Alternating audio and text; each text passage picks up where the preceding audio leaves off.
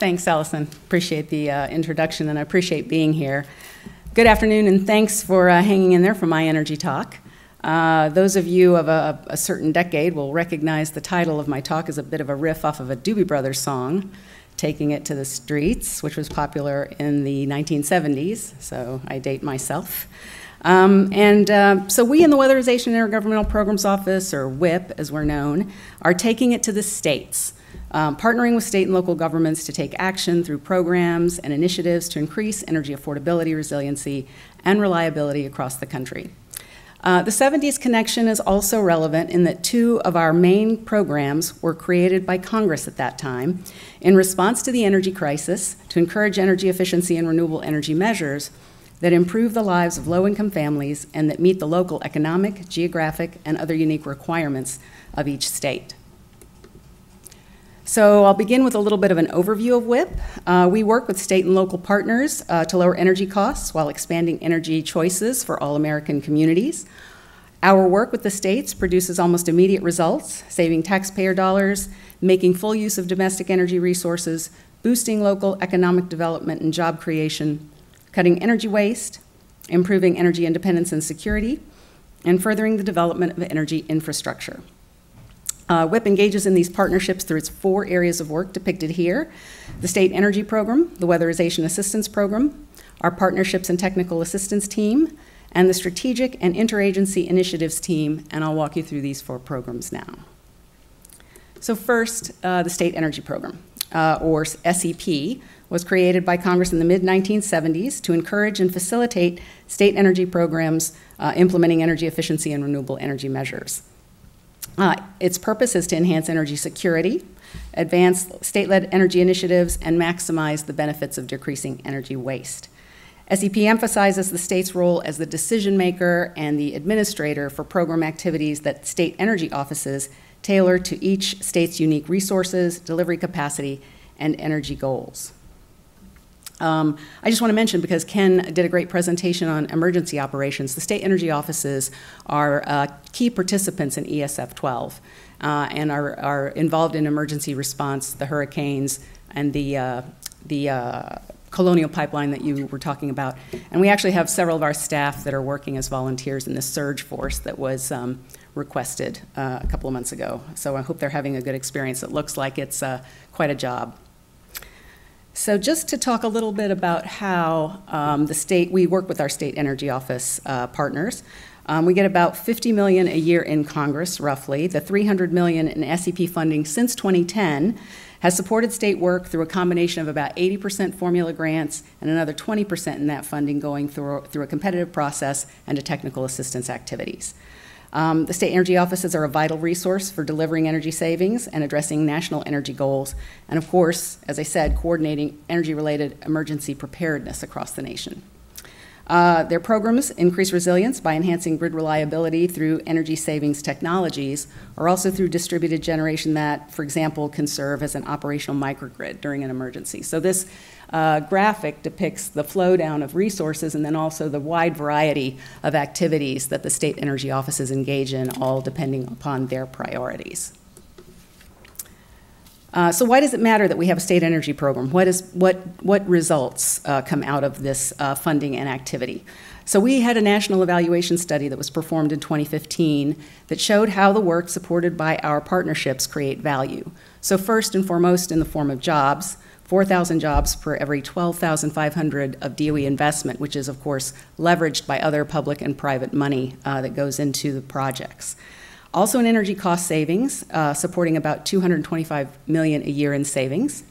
And then, of course, by developing and demonstrating state-formulated solutions to energy issues in key sectors like schools, universities, public buildings, and also in the private sector, operating off that leveraging and developing models that we can use with other states.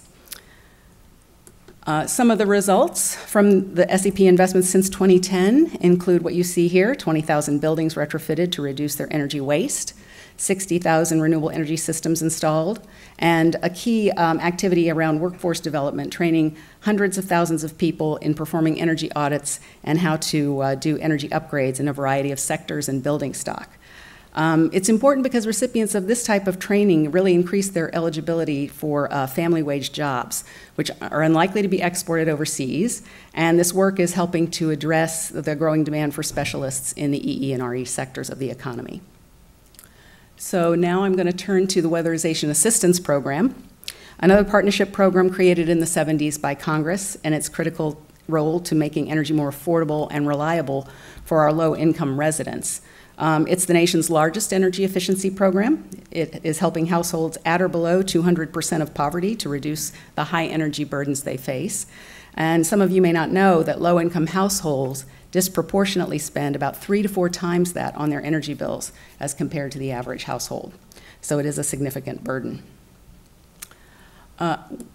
Once again, looking at how this works, how we work this partnership, Congress appropriates the funding, approximately $200 million per year, and then that flows down from DOE to a weatherization network of state and local agencies. So we provide it to the states primarily through formula grants, and then the state agencies then partner with about 700 local agencies nationally that carry out the retrofits to a prioritized list of eligible households. The number of homes we retrofit depends on the amount of funds that are appropriated, the state's ability to leverage other funds, and the average dollars that are spent per household on those retrofits. And typically, we see about 33,000 or more homes upgraded each year with the DOE money alone, and then another 100,000 or so with other funding, including states' low-income heating assistance program money and utility program dollars, all of which use the the Weatherization Assistance Program as its foundation. Results and benefits of weatherization. So you can see the benefits listed along the side, again, from our 2015 national evaluation of this program. And we take a really whole system approach to weatherizing homes. So depicted sort of with this pictorial on this side of the different systems, weatherization is pretty complex. It involves over 100 different categories of work and over 800 different actions, ranging from repairing heating systems to installing insulation and solar screens and performing combustion appliance safety testing, among other things. The crews involved perform weatherization in single-family homes, mobile homes, and small and large multifamily buildings, delivering substantial reductions in energy and cost savings to the clients. Another really important element of the weatherization program is the job training and the standards it sets for weatherization or home retrofits across the country. So over the past 5 years, the network and the private sector have set the standard for the home performance industry by establishing guidelines for home energy professionals. And these guidelines include standard work specifications for home energy upgrades, home energy professional certifications, and accreditation of energy efficiency training programs. Through these efforts, WAP supports the development of a skilled residential energy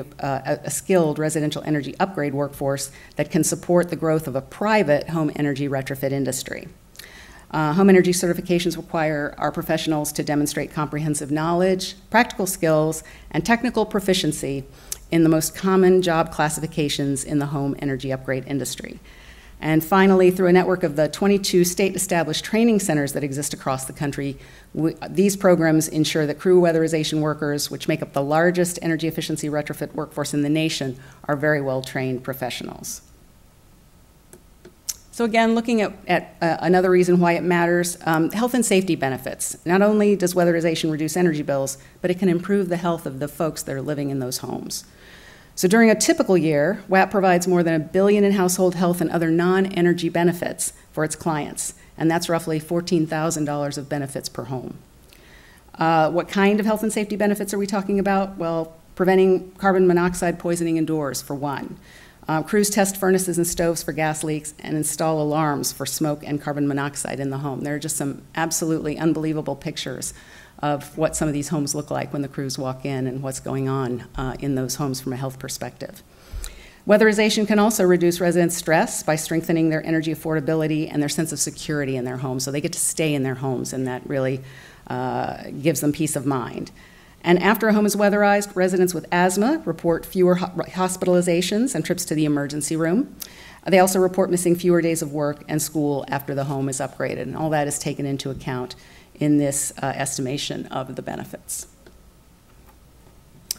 Turning now to our partnerships and technical assistance team, all of these great models and solutions that are done in the states are used to leverage more work and replicate work across the country.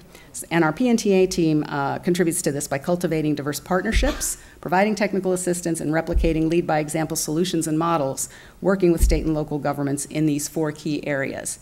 So first and foremost, developing state and local energy plans, helping them to update those along the way, designing and implementing proven programs, taking those solutions that different states have done in different sectors and getting the word out there on how they have worked and how to put them in place. Paying for energy initiatives. This is a very important barrier, very key barrier to getting these energy efficiency technologies and renewable technologies out there. So how do you finance it? How do you find the right kind and combination of financing mechanisms like performance contracting or conservation bonds? And then accessing and using energy data, first and foremost benchmarking to understand where your energy use is and where to best target your measures, and then also to measure and verify that you're getting the savings that you expected to achieve. The P&TA team also develops these examples of resources and shares the best practices through a number of ways, including the State and Local Solutions Center and the State and Local Spotlight newsletter, both of which are available through the web. It also, let me move on. There's also, oh, I'm sorry, back up. This slide actually, oh, it's not going back, there we go. This slide actually illustrates an example of one of the TA resources that we published recently on electricity costs and the different ways rates, bills, and burdens are used to explain costs for a household. These 3 aspects of costs can relate to each other in different, very sometimes unexpected ways. So if you look at the map, for example, in the southeast, where you have some of the lowest energy prices, you also seem to have some of the highest energy burdens. So low prices don't necessarily mean low burden on the families that are living there. Okay. And the Policy and Technical Assistance team also runs our Public Sector Better Buildings Challenge initiatives. The BBC works with organizations who volunteer to achieve 20% or more in energy savings over 10 years in their buildings, factories, and facilities. The public sector partners participating in the challenge, the 7 states, 46 local governments, and 27 K-12 school districts are making big strides in this area, as you can see from the results there. And we also host these initiatives we call Accelerators, which are short-term initiatives with our public sector partners. Currently, we're leading the Sustainable Wastewater Infrastructure of the Future, or SWIFT, where partners are trying to reduce energy use in these facilities by 30% overall and make them more sustainable. We also hosted 2 accelerators that were completed in December 2016, our Energy Savings Performance Contracting and our Outdoor Lighting Accelerators. As you can see here by the results of those, some significant outcomes, over $2 billion in ESPC investments to reduce waste in public buildings, and also 1.3 million lighting poles retrofitted.